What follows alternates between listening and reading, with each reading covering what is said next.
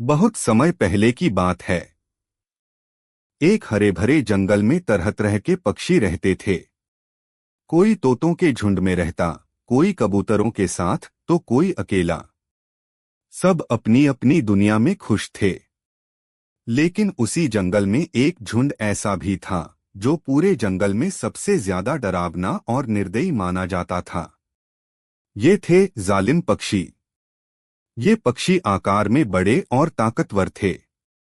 उनके पंख गहरे काले और आंखें लाल थीं। वे हर कमजोर पक्षी को सताते, उनका खाना छीन लेते और बच्चों तक को डराकर घोंसलों से गिरा देते। उनकी वजह से छोटे छोटे पक्षी हमेशा डर में जीते थे। किसी को भी चैन से खाना खाने या पानी पीने तक की आजादी नहीं थी। हर सुबह जब सूरज उगता तो ये जालिम पक्षी पूरे जंगल में शोर मचाते, ताकि सबको पता चले कि यहाँ उनकी ही हुकूमत है। कोई चिड़िया अगर दाना चुगने जाती तो ये उसे मारकर भगा देते। अगर किसी ने आवाज उठाई तो उसे सबक सिखाने के लिए पूरा झुंड उस पर टूट पड़ता। धीरे धीरे सारे छोटे पक्षी दुखी और निराश हो गए। लेकिन कहते हैं न, अन्याय और जुल्म ज्यादा समय तक नहीं टिकता। उसी जंगल में एक छोटा सा गौरैया का परिवार रहता था। गौरैया बहुत नन्ही और कमजोर थी, मगर दिल से बहादुर थी।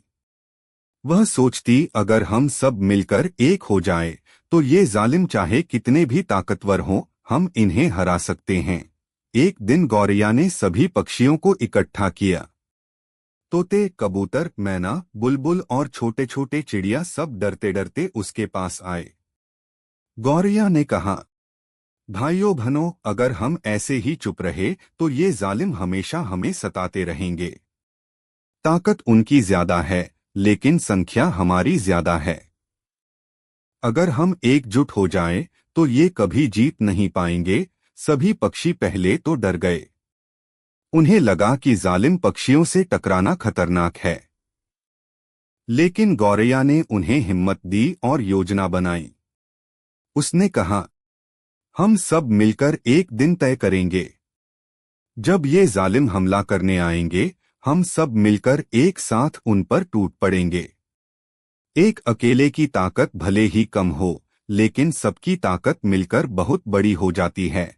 फिर क्या था, तय हो गया कि अगले दिन सुबह सभी पक्षी मिलकर जालिम पक्षियों का सामना करेंगे।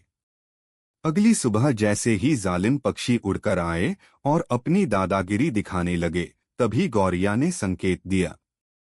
अचानक सारे छोटे पक्षी मिलकर एक साथ उन पर टूट पड़े। किसी ने उनकी पूंछ खींची,